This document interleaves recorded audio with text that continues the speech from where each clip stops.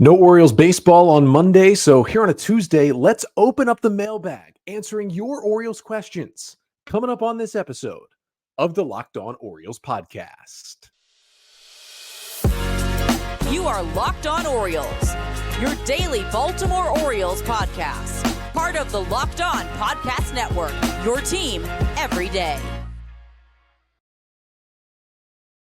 Hey there, Orioles fans. Today is Tuesday, April 9th, 2024, and welcome back into the Locked On Orioles podcast, part of the Locked On Podcast Network, your team every day. As always, I'm your host, Connor Newcomb. And coming up on today's episode, we are going to open up the mailbag here on today's pod, answering 6 Orioles questions, all from you, the listeners, and got some absolutely fantastic questions on today's episode. Excited to get into, and we are going to talk about kind of what is going on with Austin Hays and what his future may look like with the O's. We'll talk a bit about the rash of pitcher injuries in baseball right now and how the Orioles could try to avoid it. And we'll also talk about the Orioles' struggles at the plate so far and what has been the cause. Offense, after a hot start, has really slowed down over the past week or so. But that's all coming up on this episode of the Locked On Orioles podcast, which is brought to you by Game Time. Download the Game Time app, create an account, and use code LOCKEDONMLB for $20 off your first purchase. So we'll dive into the mailbag right now, and we will start with a question from Aiden that comes via YouTube. Remember, if you want to submit a question for a future mailbag, or you submitted a question and didn't get answered today, want to get another one in, you can, of course, email us, lockedonorioles@gmail.com. You can tweet us at LockedOnOrioles and also put it right here in the YouTube comments section. And also make sure to like, comment, and subscribe to the Locked On Orioles YouTube channel. First question again from Aiden in the YouTube comments, who asks, who is the MVP of the opening week for the Orioles and the biggest disappointment? Now, Aiden asked this question a couple of days ago, so it was more like the opening week. It's now been about a week and a half. The Orioles have played 9 games, but still very small sample size out of a 162 game season. But why not name an MVP so far for this Orioles season?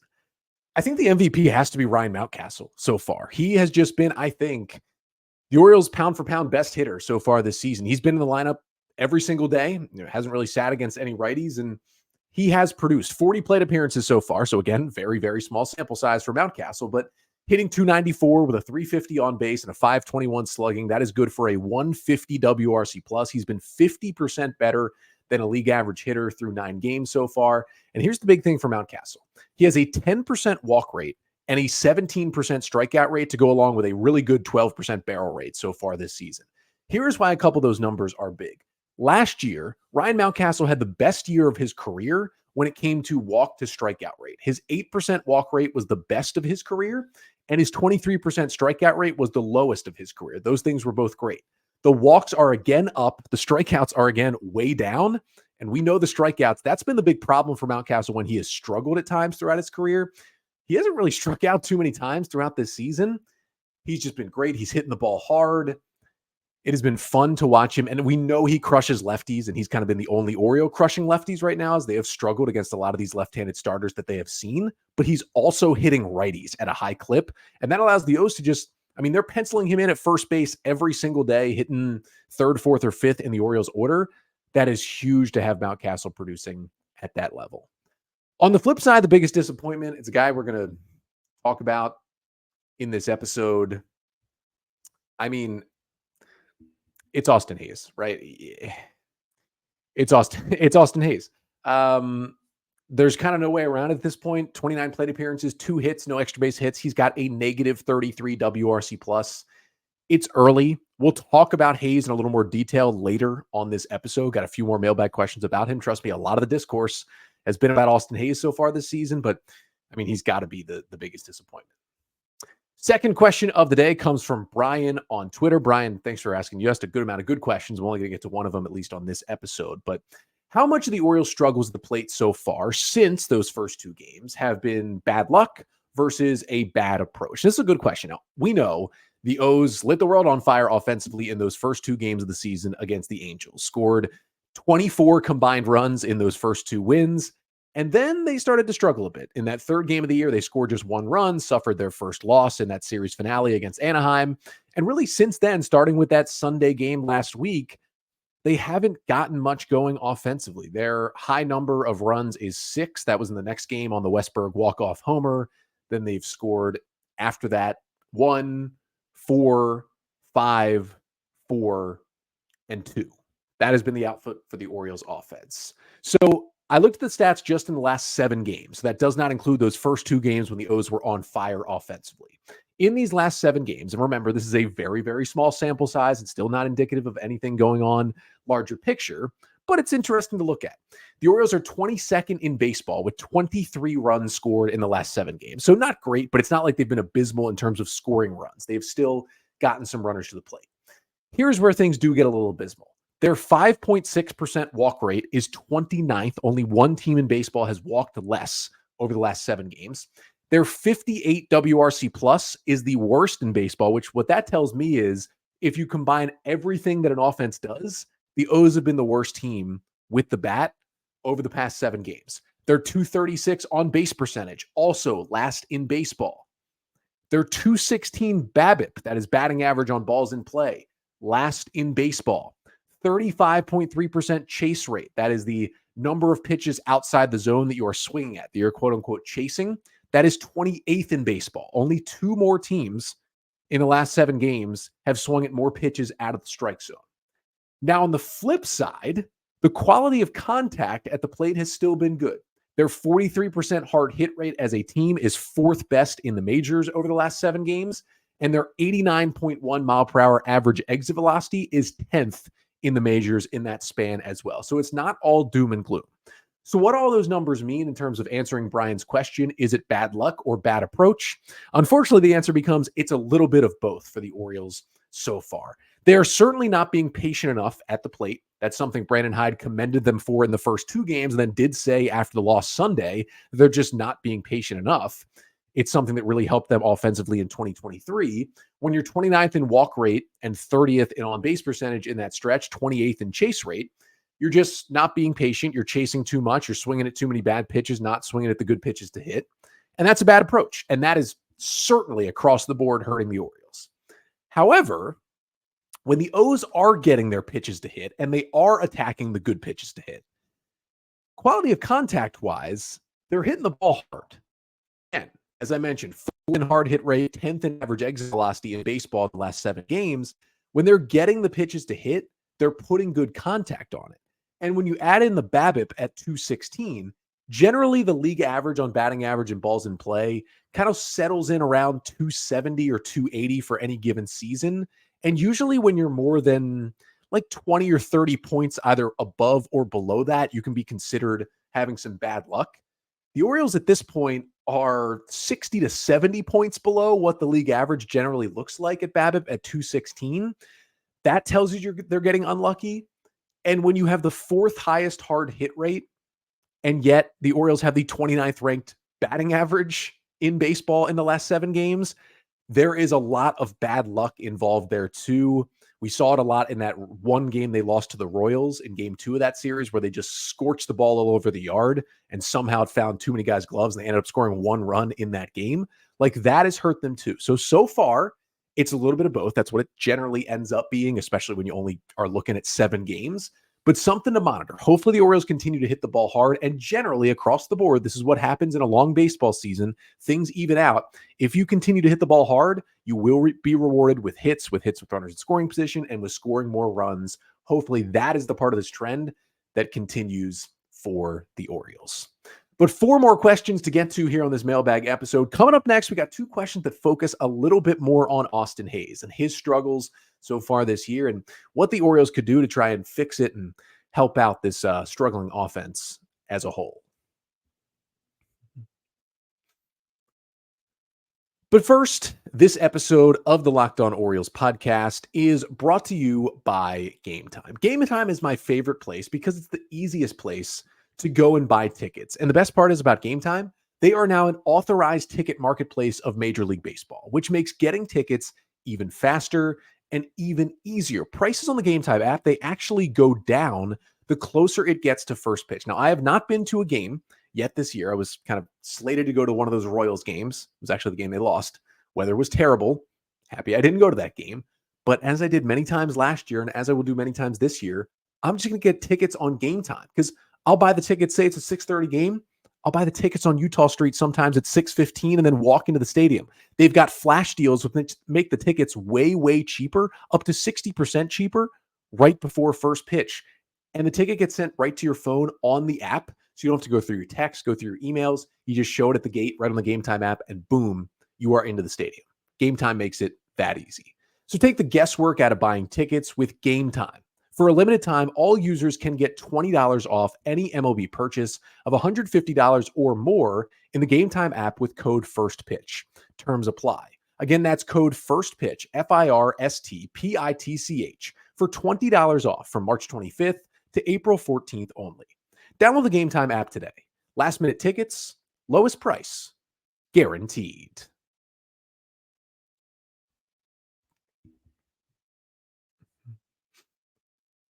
So we're back here diving into the mailbag. Thank you all for sending in your Orioles questions. Got 6 good ones to get to on today's pod. We'll get to question number 3 here, which came from many of you.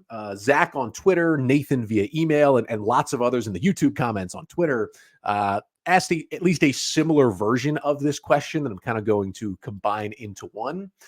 Question is, what would the breaking point stats-wise be for Austin Hays to be replaced by one of the Orioles' younger outfielders as more of an everyday player, kind of taking what Hays' role has been, is almost an everyday player. Now, we know the stats. Again, 29 plate appearances, 2 hits, both singles, not hitting the ball hard at all, chasing, not walking. He doesn't look right at all at the plate. It's been tough to watch. Now, per a lot of research in Major League Baseball, stats for players begin to normalize, which means, okay, at what point can we look at a guy's stats and say, this is no longer too small of a sample size? Like something I've talked about this week on the pod. Yeah, the Orioles have struggled a bit offensively, but they are 5-4. But in general, it's 9 games. It is a very small sample size out of a 162 game season. It's not nearly time to say this is what the O's offense is going to look like in 2024.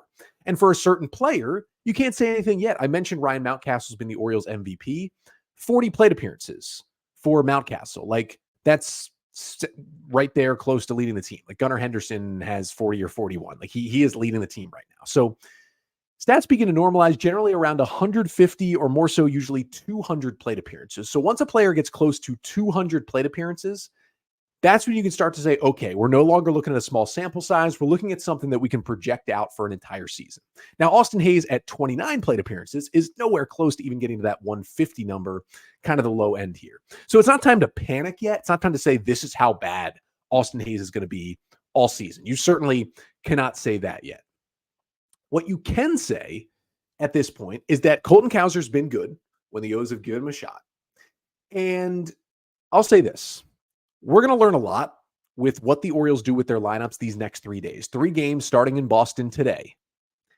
And the Orioles are going to face 3 right-handed starters. That has not happened. They face 6 out of 9 lefty starters.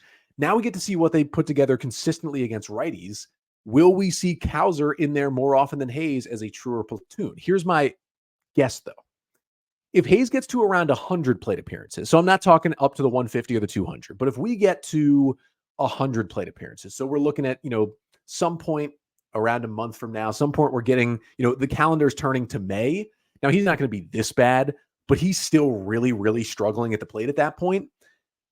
Even if he's going that direction, I think the O's will give, inch and inch Cowser more and more and Hays less and less in the lineup. But if we get to around 100 plate appearances and Hays is really, really still struggling close to this, I think the O's would make the full move to make them a full platoon, at least to this point. And that still seems like, platoon, that means Hays is going to play half the time. That's still too much if he's struggling. Well, Hays would be the right-handed batter and Cowser the left-handed batter in a platoon, which is basically what you do at one position. If you feel like you don't have one player who's really good against lefties and righties and can be an everyday player, you platoon them. So you have one guy that hits better against lefties, one that hits better against righties. You smash them together and you play them at different times to basically maximize their output. It's what the Rays do with a lot of players. The true platoon here would be Hays playing much less because Cowser would play against right-handed pitching and Hays would play against left-handed pitching. And although it seemed a little weird, because again, the Orioles have seen 6 lefty starters in 9 games so far, which is kind of crazy. That's not the norm. You generally see way more right-handed starters than you do left-handed starters in a typical Major League Baseball season. So as this stretches out throughout the year, if you're in a straight-up platoon, the left-handed batter always plays way more. And I think that's what the Orioles could do here. If they trust Cowser, and I think they do defensively, Hayes is still a better defensive left fielder than Cowser is. But Cowser right now, I mean, you can't argue it. He's a better hitter right now than Hayes is, at least in this very moment. And if that continues, that stretch continues, we could see Cowser in a full-time platoon where he is playing way more than Austin Hayes is. And if Hayes is this bad for, another month, I mean, he might be gone. You can't roster a guy hitting this bad. If he's just struggling some, but still playing good defense, I think he gets moved to more of a 4th or 5th outfielder role, stays on the roster, defensive replacement, plays against some lefties, gives some guy a rest, but definitely loses his spot as an everyday player. And you could see a guy like Kyle Stowers or Heston Kjerstad also come up and take some of those at-bats as well.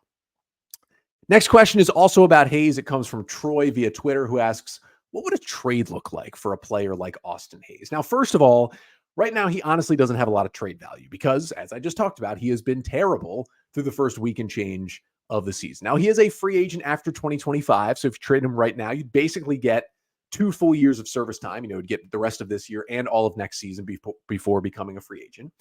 But he's also 28 years old. And at this point, Austin Hayes kind of is who he is. Like, maybe there's another step forward he can take in his game. But I feel like we've seen enough of Austin Hayes that this is the player. He plays really hard. He plays aggressive. He plays good defense in left field, has a really strong arm. He's very, very streaky at the plate. He can get hot and can carry your offense. He can also go cold. And as we're seeing right now, it's really, really ugly at the plate when he goes cold.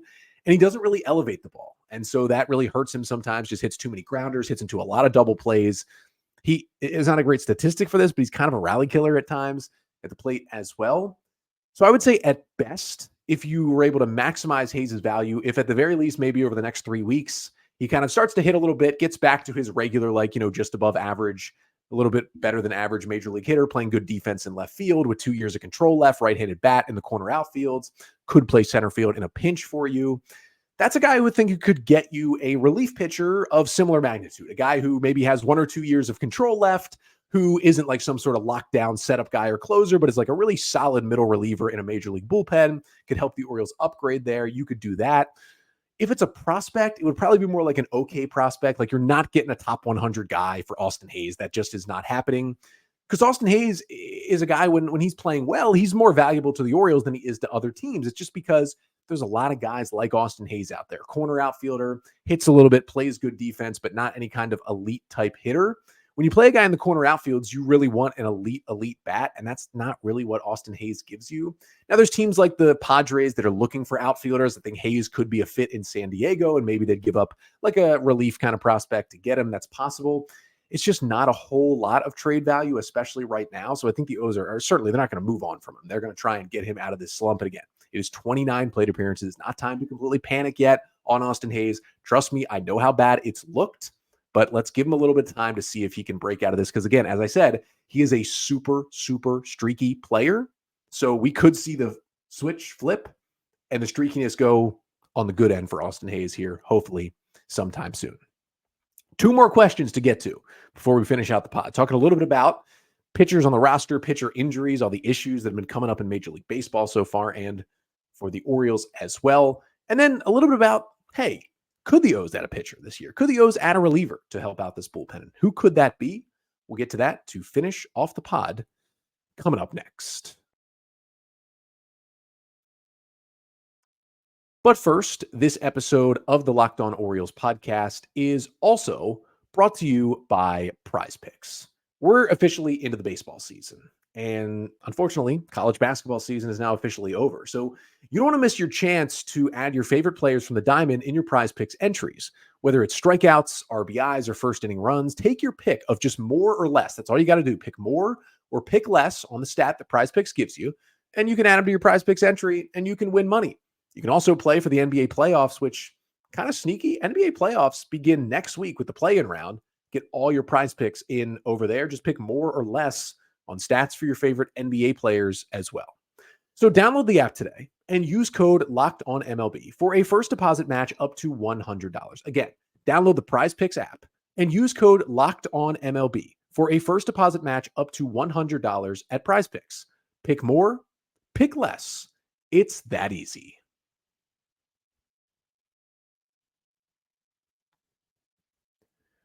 So we've got two more questions to get to finish off the mailbag here on today's mailbag episode. And next up, the question comes from Krillborn on YouTube, who asks, what would be the impact on play and on injuries if teams could carry one or two more pitchers than they already get to? Now, I'm assuming some of this comes from the fact that the O's feel a reliever short or two, feel a starter short or two. And some of this question, I would think, comes from the fact that there has been so many pitching injuries early this season in Major League Baseball. Just this year, Kyle Bradish, Garrett Cole, Shane Bieber, Framber Valdez, we just learned on Monday, Spencer Strider. Like, those are, to be quite honest with you, five of the top 20 starting pitchers in baseball. I think it would be pretty easy to say that could be the case. They're all down with elbow injuries. Some of them already getting Tommy John, and it could be that all five of them get Tommy John surgery this year. That would be a blow to the game. And that's not to mention that, Justin Verlander's out with some time. Jacob deGrom is out after Tommy John. Max Scherzer is out with an injury. You still got guys down. In terms of, hey, how do you fix this problem? Because it's been the big talk around baseball the last couple of days as more and more top starters go down.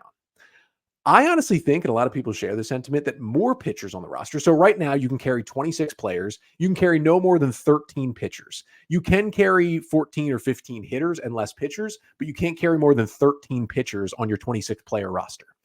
If they let go of that limit and said, hey, you can carry 14 or even 15 pitchers on the 26-man roster if you want to, or even if they expanded rosters to 27 or 28 and allowed you to carry more pitchers, I think that would actually make the problem worse. And here's where I kind of fall in on the pitching injury thing.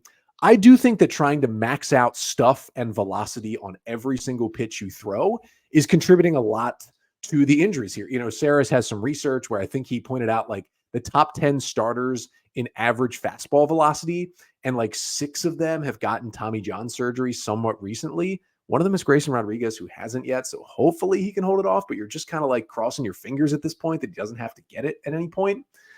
But in general, I think that plays a big part. But I think there's also other factors with the sticky stuff gone and maybe a little bit of the pitch clock and, too much training, too much throwing at too young of an age. Like, I think all these things factor in. I still think the biggest factor is the hunt for velocity. And it's just where the game has gone. You're able to use these pitchers and they have all these training techniques that help them throw harder and harder, faster and faster with better stuff. And the human elbow is just not meant to throw that motion that hard time and time and time again, 100 times every 5 days, plus bullpens in between. Like, it is not meant to do that. And the body just breaks down. Like, the elbow can't hold on that long when you're doing it that much velocity, that much effort, and that often. More pitchers on a roster. So say instead of 13, you could carry 14 or even 15 pitchers on the roster. You're probably adding 2 more relievers, maybe another starter and another reliever. And that means every pitcher can hunt velocity even more because you're probably using less innings per pitcher, less outings per pitcher. So you're even saying, okay, we're throwing even harder here because maybe I was usually a 6-inning starter, but now we have more relievers. I'm only being asked to go 4 innings. I'm even going to go harder in those 4 innings because I know I have less time to empty the tank. I think that could actually hurt the problem. I think one of the solutions could be actually limiting the amount of pitchers you can have on the roster. So they already limit it at 13, but what if you limit it to 11? 5 starters, 6 relievers. That is all you got. I think that would force starting pitchers, and it would take a little while for guys to adjust here, but I think that would force starting pitchers to not go high effort all max from pitch number 1. The big story that gets talked about is Justin Verlander. And I understand he's one of one. He's going to be a Hall of Famer. But the famous thing that Verlander used to do is he would be throwing like 91 to 93 in the first couple innings because he'd be saving it for the end. And you see him out there in the 7th and the 8th. That's when he'd be hitting 98, 99 with the fastball. He'd kind of save it in the tank. Now guys are hitting 99 from the start and are coming out of it for 5 or 6 innings. I think if you had less relievers in there available to you, more guys would be able to say, okay, I'm going to keep something in the tank. I'm going to throw more breaking pitches. I'm going to mix my stuff more. I'm not going to go for 99 from the outset. And then I'm going to keep that in the tank, the 98, the 99 for when I really need it. I think that could cure some of the issue and maybe take some of the stress off of guys' elbows. I mean, there's just so many issues here that are at play that I'm not smart enough to figure out, but that's what I think could happen. If they did go to a rule that was on the flip side where you could add an extra 1 or 2 pitchers, I think it would be one of two things that would happen. Either you just see more relievers out there and shorter outings and you just roll through a game with a whole bunch of relief pitchers, or you'd see something like what the Giants did last year or what a lot of college baseball teams do, which is instead of having 5 starters who you're all looking for, in a perfect world, you're looking for 6 innings out of each of them, right? And then you're trying to get 7th, 8th, and 9th out of your bullpen. At the very least, you're looking for 5, but probably 6. You're looking at more kind of length type pitchers who are each giving you 3 or 4 innings every time they go out there. So you'll see some college teams where they might have one ace, right, on a Friday night who gives them 7, 8 innings and is really good. But then on Saturdays and Sundays, they just patch it together and they have a starter who throws 3 innings and a couple of relievers who throw 3 innings each. One guy comes in, throws 4 innings. One guy throws 2. And they just have enough arms because there's so many arms allowed on a college team to just patch those innings together every weekend series. You could see that more in Major League Baseball. Have a starter who's only being asked to go 3 or 4, then a reliever who goes 2, then reliever for the last few innings. Like you could see more of that piggyback guys to get more guys out there and rest guys even more at this point. So it would definitely change a lot about the strategy of how teams use their pitchers. And then the last question of the day comes from Patricio on YouTube, although many others have been asking a very similar version of this question, both on YouTube and on Twitter as well. And the question is, will the Orioles add another relief pitcher at some point this season? And who is available out there that they could get if they do? Well, first of all, I will say, if John Means and Kyle Bradish do come back somewhat soon, the Orioles would most likely move Tyler Wells and Cole Irvin back into the bullpen, and Means and Bradish would take rotation spots, and that would make your bullpen better. You'd option Jonathan Heasley, you'd maybe DFA Mike Baumann, you replace them with Irvin and Wells, and your bullpen is automatically better there, so that would help. Now, John Means had his second rehab start with the Norfolk Tides on Saturday, threw 3 good innings, 50 pitches, velocity looked good, stuff looked better. His 30-day rehab stint, I believe, started on March 31st. So the Orioles by April 30th have to make a decision on Means, whether to put him back on the injured list or activate him to the major league team. It's probably going to be activate him. So by May 1st, the Orioles will have John Means, it looks like. So hopefully he's ready to start by then. So that should help the bullpen. Even if he does have to go to the bullpen early, I think that still makes the team better. Now, we haven't gotten an update on Bradish in a little bit, but the hope is, I'm still skeptical, but the hope is he pitches this year. But either way, even if they do that to give the influx to the bullpen, I still think they would go outside and add another reliever. Now, it's pretty impossible at this point to know who's going to be available via trade, who they'd be looking at. There's just so many relievers out there, so many different ways they can go. But I think the most likely scenario is they trade with a team that's bad, right? A team that's out of it, a team that is a seller at the deadline, and they go for a reliever who either is a rental or has 1.5 years of control. So they get him at the deadline for the rest of this year and have him for all of next year before he become a free agent. Those guys are usually fairly cheap. You can get them fairly easily. So I came up with just a group of names here. From the White Sox, Michael Kopech, who used to be a top pitching prospect, had a million injuries. They officially moved into the bullpen this year. High velocity fastball. He's looked pretty good out of the pen, and he's not a free agent until after 2025. Scott Alexander from the A's is an interesting lefty rental. How about Tanner Scott from the Marlins? Our old friend Tanner Scott. He's also a rental. The Marlins are a disaster. Tanner Scott was maybe the second best reliever in baseball last year behind Felix Bautista.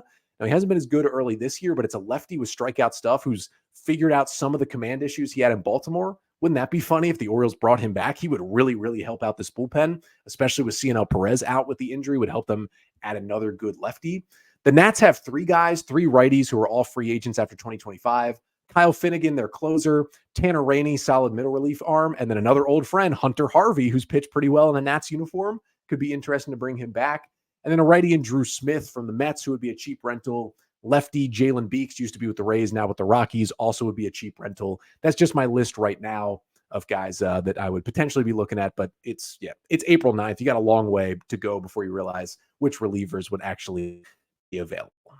That's going to do it for today's episode. Thank you so much for submitting your questions. We'll be back tomorrow talking O's baseball again. Of course, they had the off day Monday, but back at it here on Tuesday. They're at Fenway Park. It is the Red Sox home opener, so a 2:10 p.m. Eastern time start.